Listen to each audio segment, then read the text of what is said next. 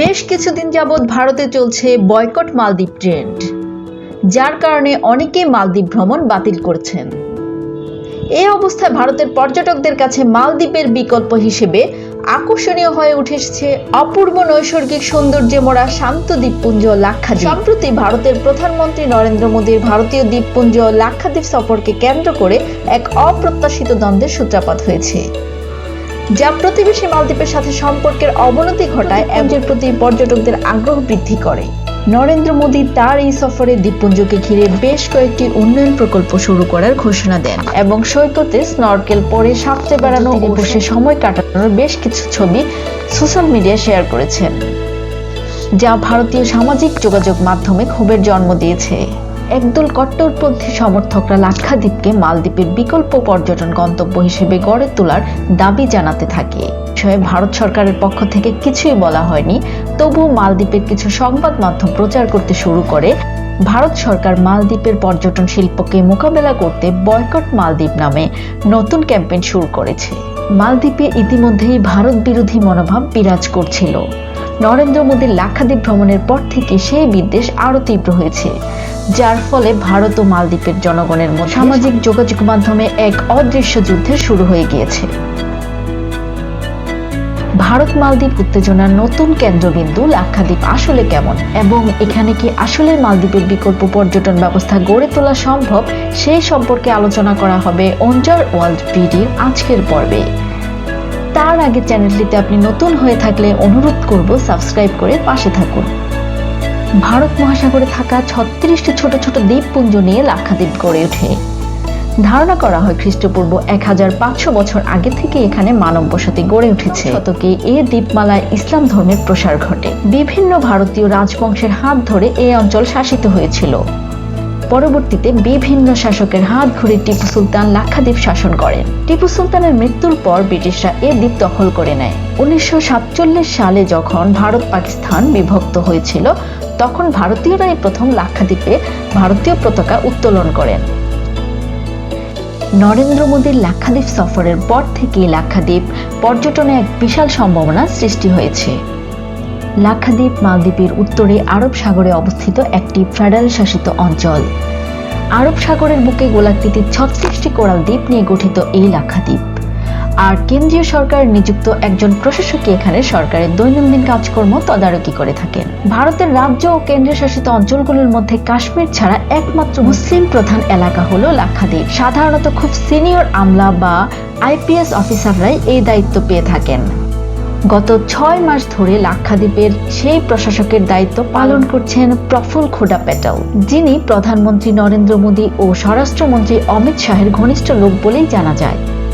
2012 সালে সোহরাবুদ্দিন শেখ এনকাউন্টার কেসে যখন অমিত শাহকে জেলে যেতে হয়েছিল, তখন গুজরাটের স্বরাষ্ট্রমন্ত্রীর দায়িত্ব পেয়েছিলেন এই প্রফুল খোডা প্যাটেল।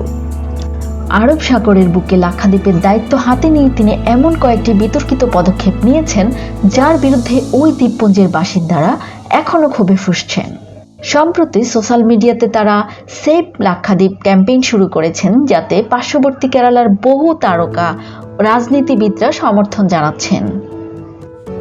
এই অঞ্চলের সরকারি প্রশাসক প্রফুল প্যাটেলের বিতর্কিত নীতির জন্য কয়েক বছর আগে লাক্ষাদ্বীপের স্থানীয়দের মধ্যে অভূতপূর্ব প্রতিবাদ শুরু হয়। এমত অবস্থায় প্রশ্ন চলেই আসে, আসলেই কি লাক্ষাদ্বীপ মালদ্বীপের বিকল্প হতে পারে?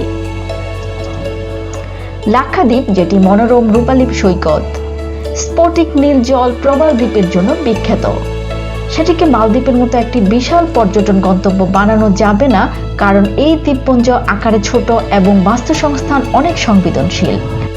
জাহাজে আসা দর্শনার্থীরা দিনের বেলা দ্বীপপুঞ্জ ভ্রমণ করে রাত কাটানোর জন্য জাহাজে ফিরে যায়। তার বিপরীতে মালদ্বীপে পর্যটকদের থাকার জন্য রিসোর্ট, হোটেল, গেস্ট হাউস সহ শত শত বিকল্প রয়েছে। মালদ্বীপে যা রয়েছে তা লাক্ষাদ্বীপের সমুদ্র সৈকত এবং প্রাকৃতিক সৌন্দর্য হয়তো পূরণ করতে পারে, কিন্তু অবকাঠামোর দিক থেকে লাক্ষাদ্বীপ অনেক পিছিয়ে। লাক্ষাদ্বীপের স্থানীয়দের প্রধান পেশা মাছ ধরা, নারকেল চাষ এবং নারকেলের ছোবড়া থেকে দড়ি পাকানো। এসব স্থানীয়রা বলছেন তারা দায়িত্বশীল পর্যটন চান, যার দেখভাল তারাই করবেন। তারা এমন কোনো বড় আকারের উন্নয়ন পরিকল্পনা চান না যেটি তাদের জীবনযাত্রাকে পাল্টে দেবে। লাক্ষাদ্বীপের জনসংখ্যার 96% মুসলিম। 2021 সালে প্রফুল্ল প্যাটেলকে প্রশাসক নিযুক্ত করার পরে দ্বীপপুঞ্জটিতে উত্তেজনা দেখা দেওয়ার আরও একটি বড় কারণ হলো তিনি মোদির হিন্দু জাতীয়তাবাদী ভারতীয় জনতা পার্টির প্রাক্তন নেতা। তবে প্যাটেল বলছেন তার একমাত্র এজেন্ডা লাক্ষাদ্বীপের উন্নয়ন। স্থানীয়রা মনে করেন এই উন্নয়ন প্রকল্পগুলোতে ছোটখাটো চাকরি পাওয়া সম্ভব, কিন্তু তারা আসলে তা চায় না। তারা চায় প্রকল্পগুলিতে মালিকানা পেতে। বিশেষজ্ঞরা বলছেন লাক্ষাদ্বীপের যে কোনো উন্নয়নকে জলবায়ু পরিবর্তনের আশঙ্কার সাথে জীবিকার ভারসাম্য বজায় রাখতে হবে। বিশেষজ্ঞরা মনে করেন লাক্ষাদ্বীপের দীর্ঘমেয়াদী স্থিতিশীলতা তার প্রবাল প্রাচীর এবং সমুদ্র সৈকতের পরিবেশগত অখণ্ডতার উপর নির্ভর করে। বিলাসবহুল পর্যটনের পরিবর্তে দ্বীপপুঞ্জের এমন একটি মডেলের প্রয়োজন যা সংবেদনশীল বাস্তুসংস্থান এবং আদিবাসীদের চাহিদাকে গুরুত্ব দিবে। পর্যটকরাও আরো দায়িত্বশীল মানসিকতার সাথে ভ্রমণ করতে হবে। লাক্ষাদ্বীপে ভ্রমণকারী পর্যটকদের এর গভীর সাংস্কৃতিক ইতিহাস বোঝা, স্থানীয় রেসিপি দিয়ে রান্না করা খাবার খাওয়া, স্থানীয় গাইড এবং ডুবুরিদের সাথে প্রবাল প্রাচীর ঘুরে দেখা এবং এদের রক্ষায় কাজ করার ব্যাপারে দীর্ঘমেয়াদী আগ্রহ থাকতে হবে।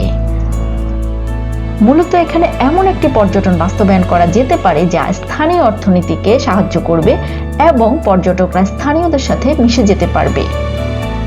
ভিডিওটি ভালো লাগলে লাইক, কমেন্ট, সাবস্ক্রাইব করে পাশেই থাকুন।